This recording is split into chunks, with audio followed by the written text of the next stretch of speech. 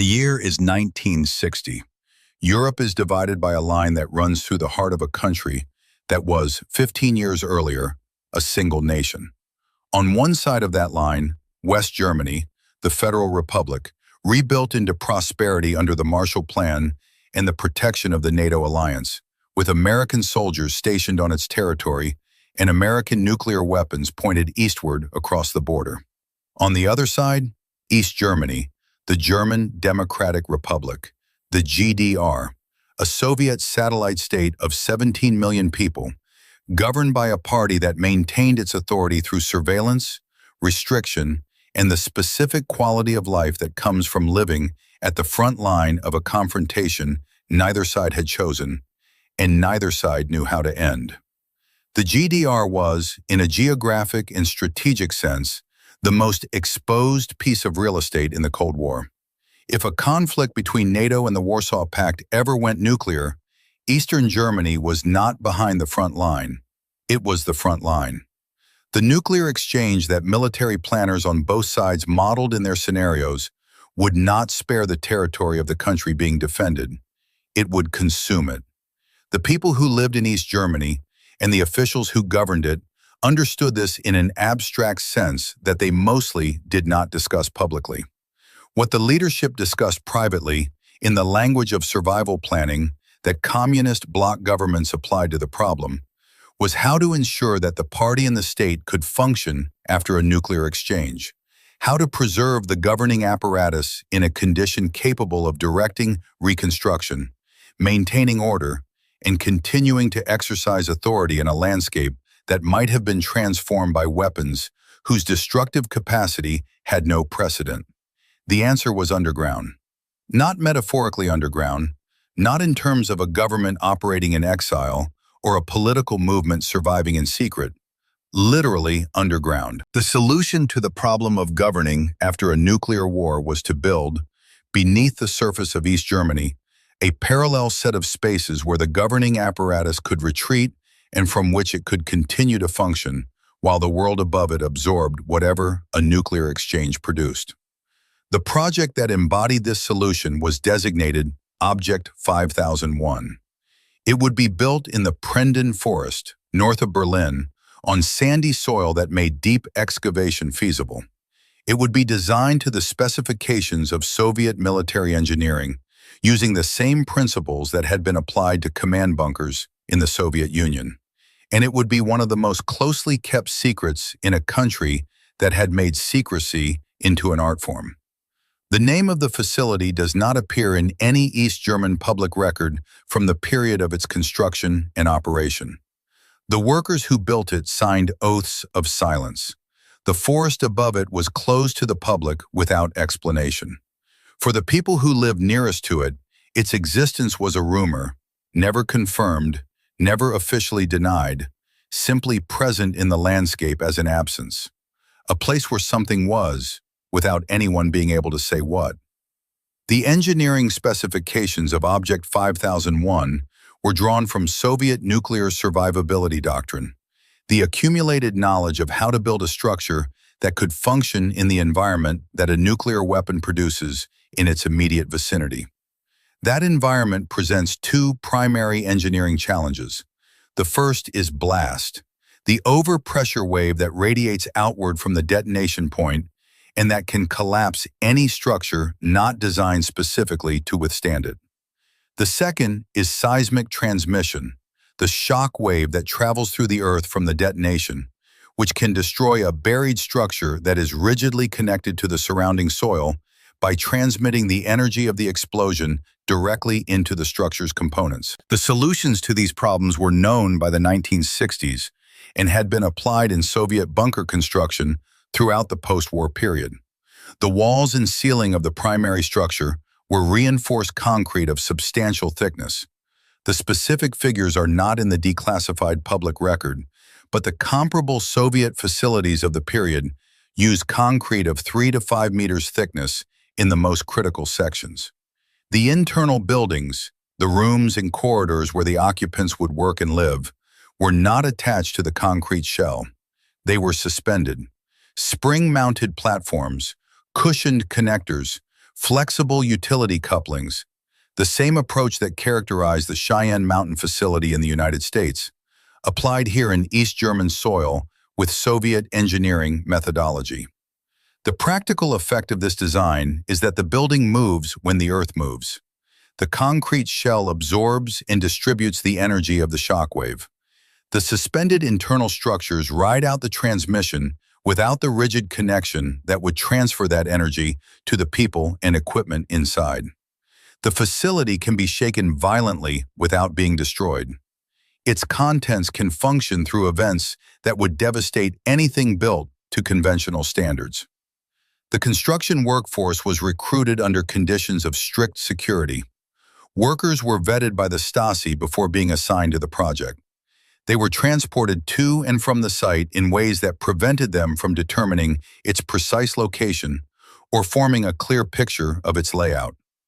The oaths they signed were specific, the penalty for disclosure was severe, and the enforcement apparatus of the East German state was fully capable of making that threat real. Whether the workers fully understood what they were building is unclear from the surviving record. What is clear is that the security measures applied to the construction were as comprehensive as the construction itself. The entrance to Object 5001 was the kind of detail that illustrates the specific quality of Cold War deception. The approach to the facility was through a section of the Prendon Forest that appeared, to any casual observer, to contain only what a forest should contain: trees, a track, perhaps a small administrative structure. The physical entrance, the point at which the tunnel descended from the surface world to the underground complex, was concealed in a building that looked like a standard forestry outbuilding. You could walk past it without understanding that it was the gateway to a facility designed to house the governing apparatus of a state through the end of civilization as it was known. 3 levels below the surface, the facility occupied a footprint and a volume that made it, by any measure, a significant piece of infrastructure. It was not a simple bunker. It was, as its designation suggests, a complex, a system of interconnected spaces designed for the full range of functions that governing a country requires. To understand what it was like to live in Object 5001, you have to set aside the normal sensory baseline of everyday life and replace it with something quite different. There is no natural light. The deepest levels of the facility are 3 floors below the surface, and the surface itself is under a forest canopy. No window, no skylight, no gap in the concrete connects the inhabited spaces to any natural illumination. The lighting is entirely artificial. Fluorescent tubes that produce a spectrum of light different from daylight in ways that the human circadian system, which evolved under sunlight, finds persistently disorienting.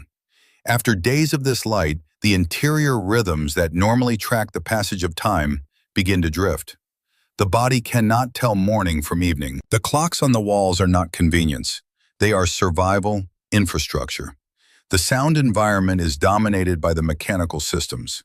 The ventilation apparatus that keeps the air breathable, filtering out radioactive particles, chemical agents, biological material, and the simple buildup of carbon dioxide that any enclosed space with human occupants produces, runs continuously. The specific frequency and volume of this sound becomes, after hours of exposure, the background against which all other sound is perceived. It is not loud enough to prevent communication. It is not variable enough to become interesting. It is simply there, always, the constant auditory texture of the underground world.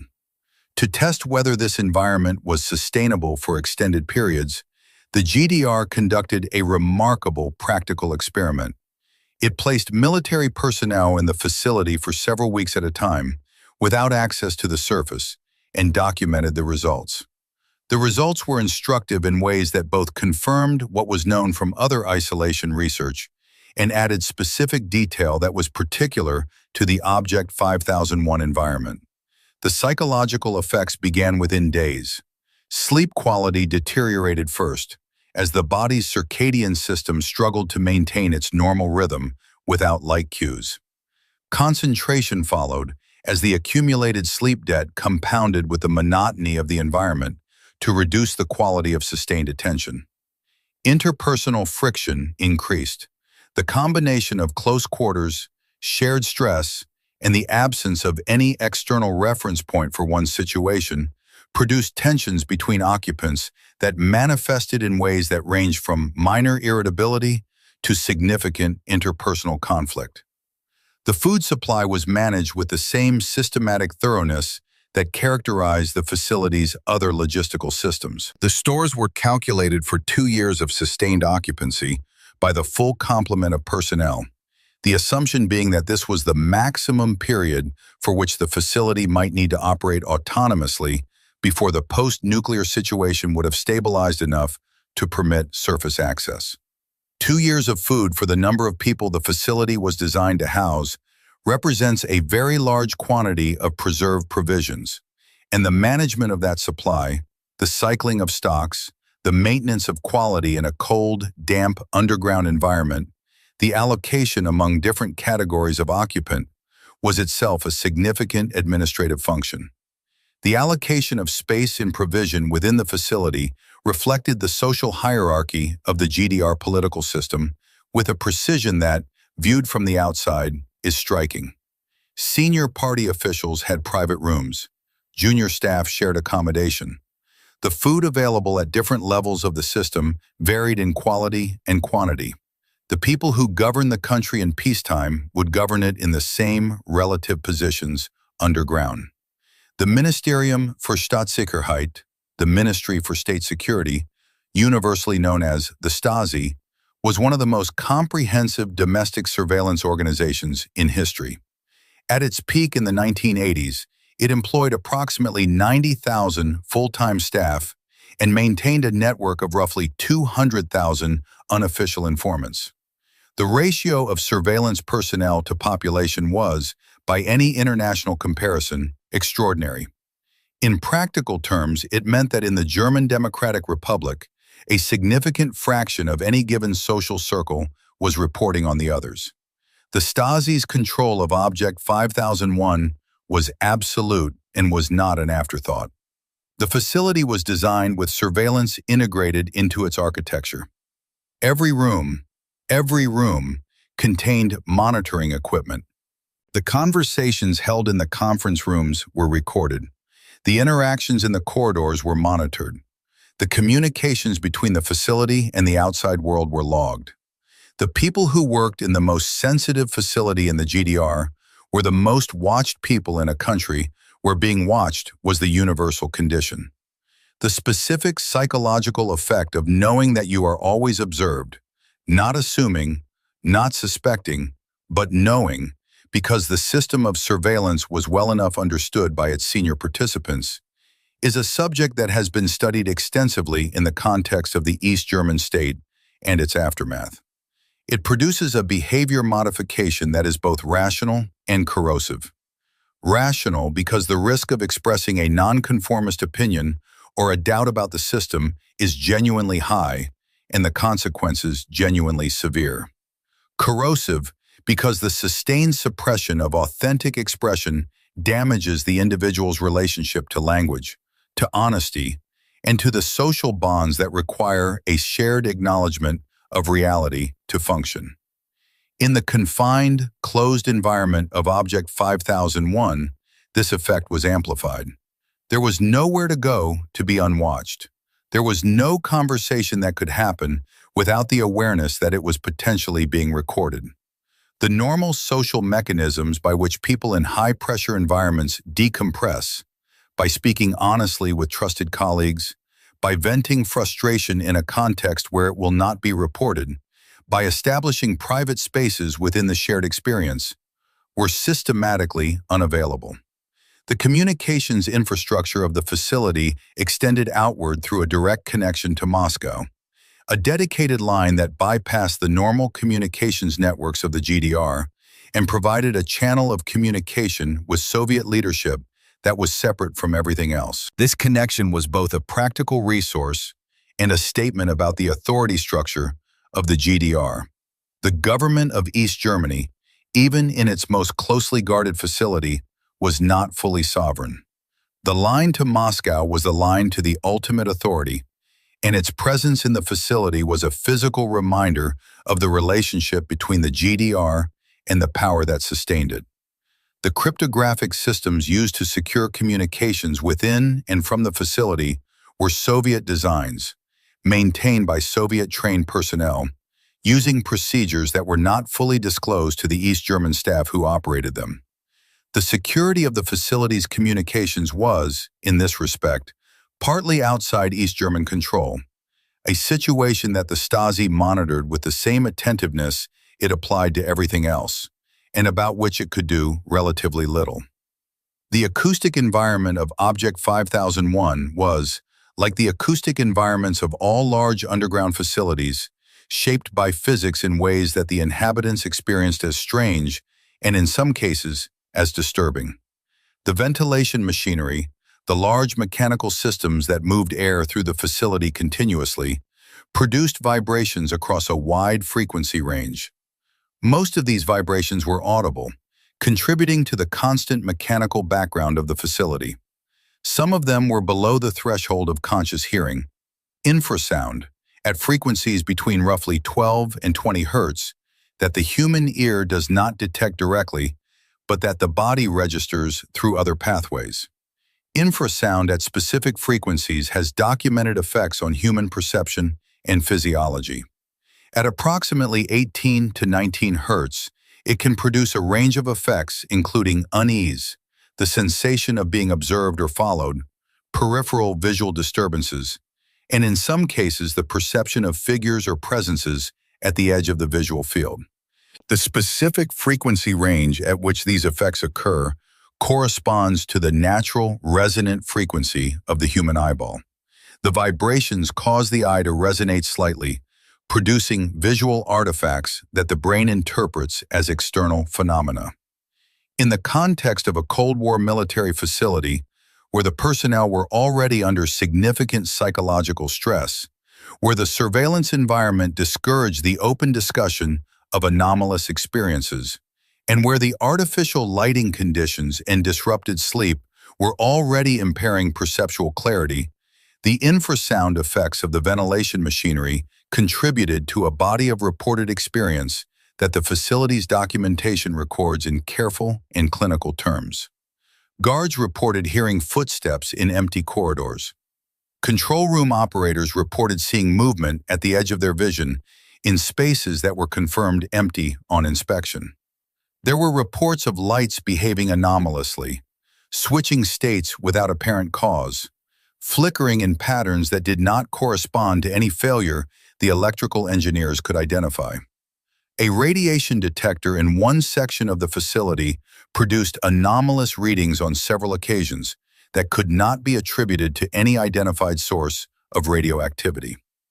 The official response to these reports was to document them, investigate the specific incidents, provide technical explanations where possible, and note in the record where technical explanation was not available.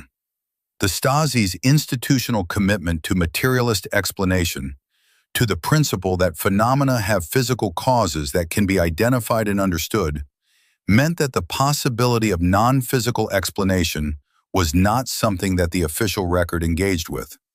What the official record shows instead is a facility in which the documented anomalous experiences accumulated over time in ways that the available explanations addressed incompletely. The workers and guards who served rotations in the facility and who were subsequently interviewed in the decades after the GDR's collapse described the experience of being in Object 5001 with consistent reference to a quality they find difficult to characterize. The closest they come, across different accounts from different people with different backgrounds, is something like the sense of being in a space that was designed for humans, but was not, in some quality that resists precise description, quite right for them. Among the systems that Object 5001 housed was one whose function was uniquely consequential: the nuclear response infrastructure that would allow the GDR leadership to participate in and authorize the Warsaw Pact's nuclear response to a NATO first strike.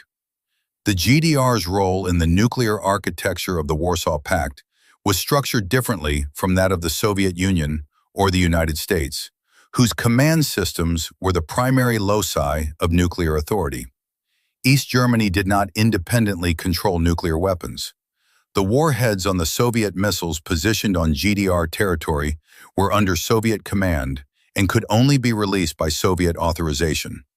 What the GDR command system managed was the coordination of conventional military forces and the communication infrastructure that connected German-based units to the broader Warsaw Pact command structure. But the facility also housed planning and communication systems related to the nuclear scenario in ways that gave it a role in the broader architecture of deterrence. The communications link to Moscow that ran through Object 5001 was not merely an administrative channel. It was part of the system by which Soviet Nuclear Command communicated with the forces deployed in East Germany. The conference rooms where GDR leadership would shelter in the event of a nuclear exchange were the rooms where decisions about the deployment of forces in the aftermath of that exchange would be coordinated.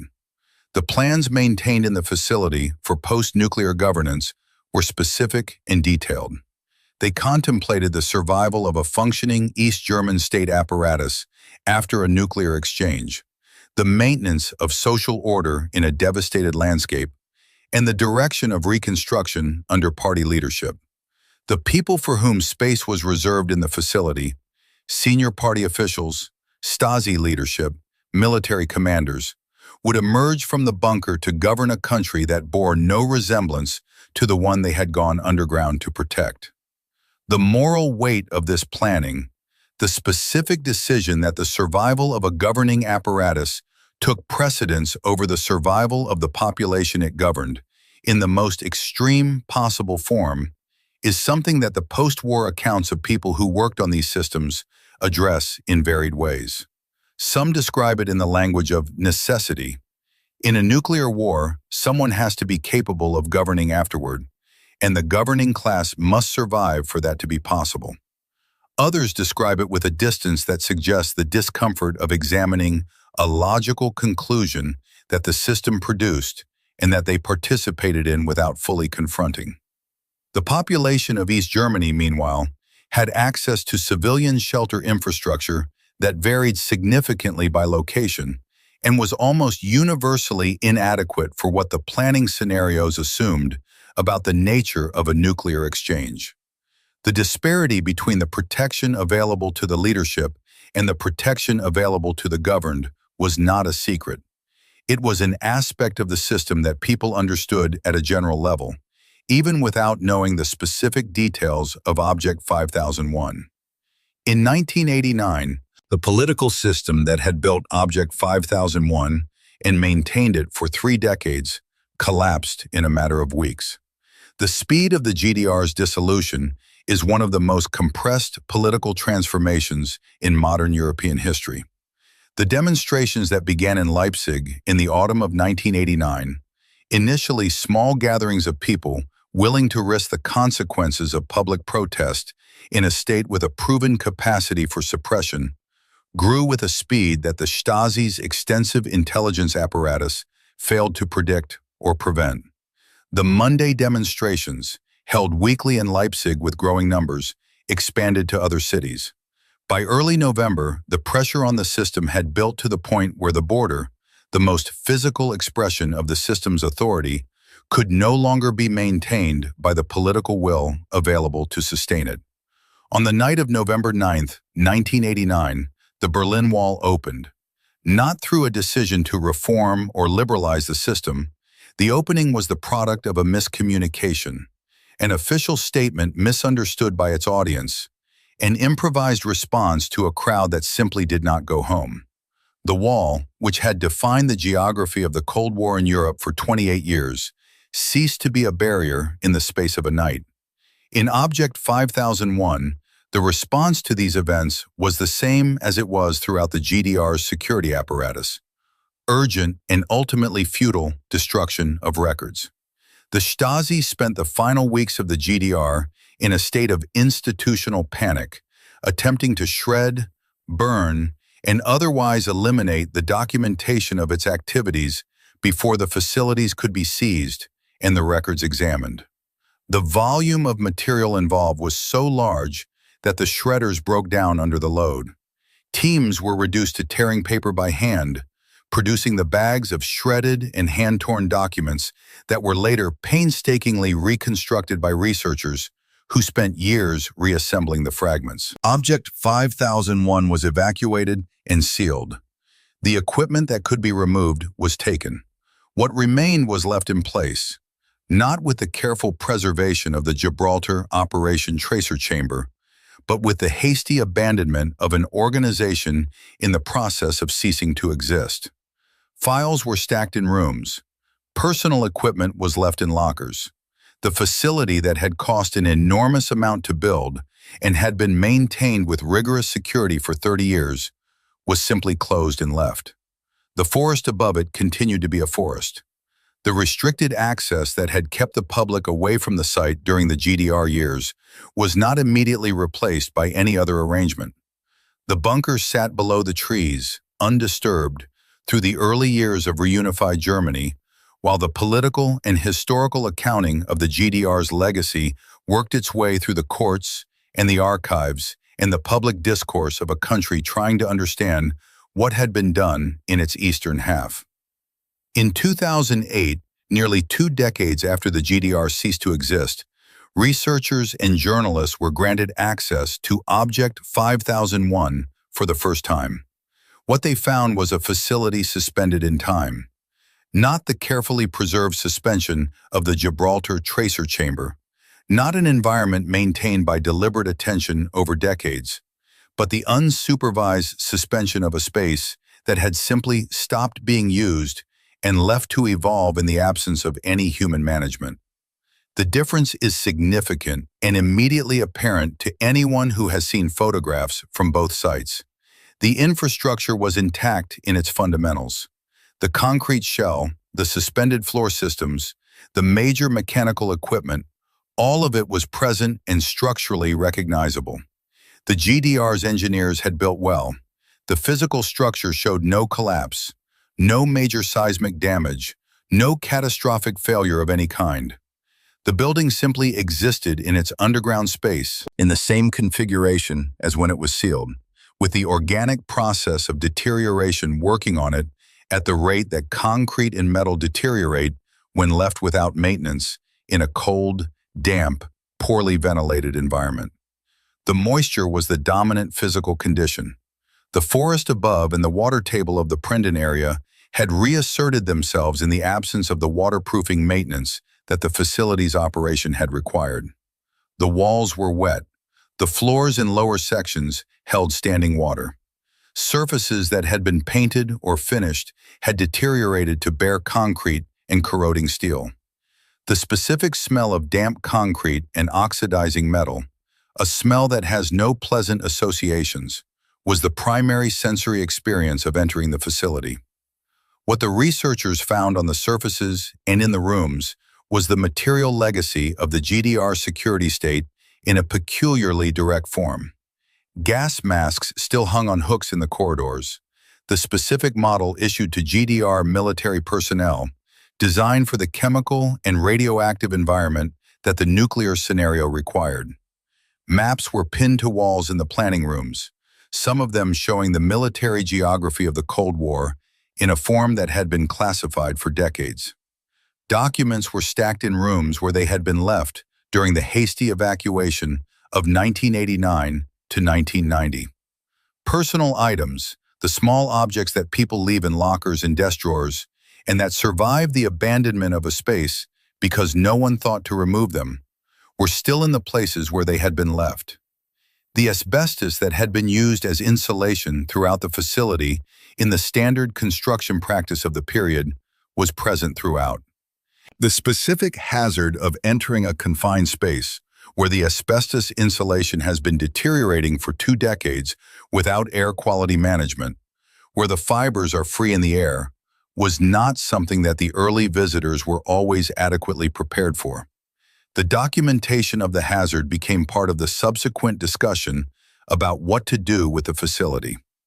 The question of what to do with Object 5001 after its discovery by the general public has not been straightforwardly answered. The facility represents significant historical value. It is one of the most intact examples of Cold War nuclear survivability architecture in Europe.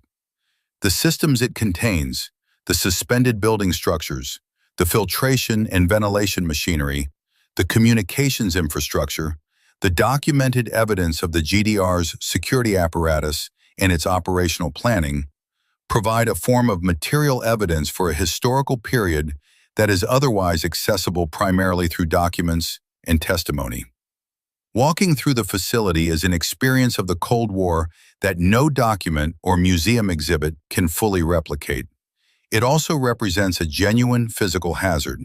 The asbestos issue is not trivial.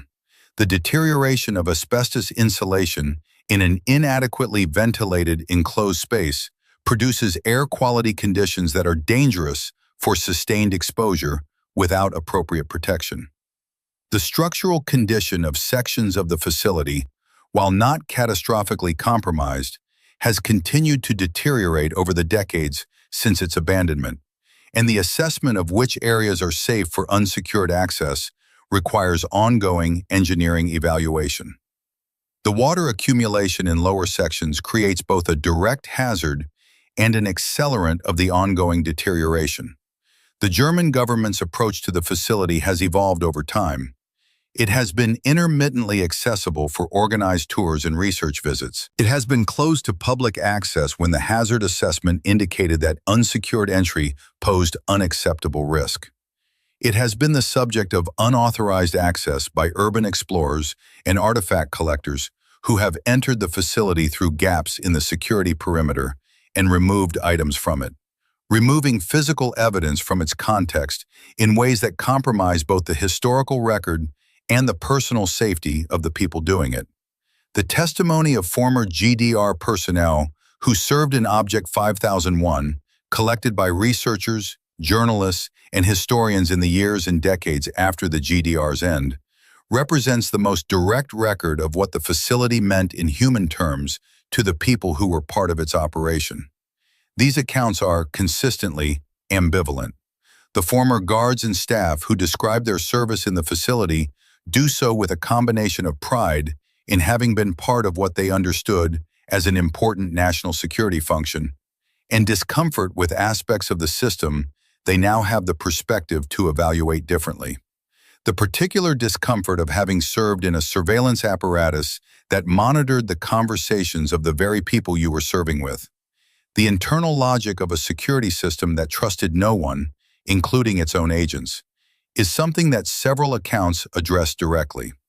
The wider question that Object 5001 and facilities like it raise, how many similar installations exist in the former Eastern Bloc that have not been disclosed or examined, does not have a complete public answer. The Soviet Union and its satellite states constructed nuclear survival infrastructure on a scale and with a comprehensiveness that Western intelligence understood only partially during the Cold War, and that the archival research of the post-Cold War period has documented only incrementally since. The Cold War left its mark on the European landscape in forms that are still being inventoried, assessed, and sometimes open to public view. Military bases, listening stations, radar installations, weapons storage facilities, command bunkers, the physical infrastructure of a confrontation that lasted 45 years and organized itself around the preparation for catastrophic violence, produced an enormous quantity of built environment whose original purpose has now been superseded by history. Object 5001 occupies a specific place in this landscape.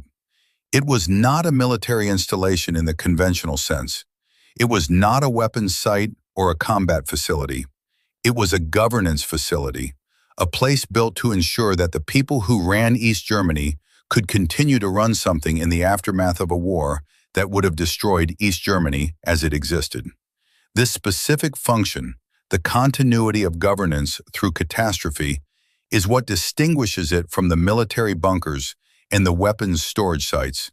and what gives it the particular quality that people who visit it find difficult to articulate precisely. The philosophical dimension of what Object 5001 represents is worth dwelling on.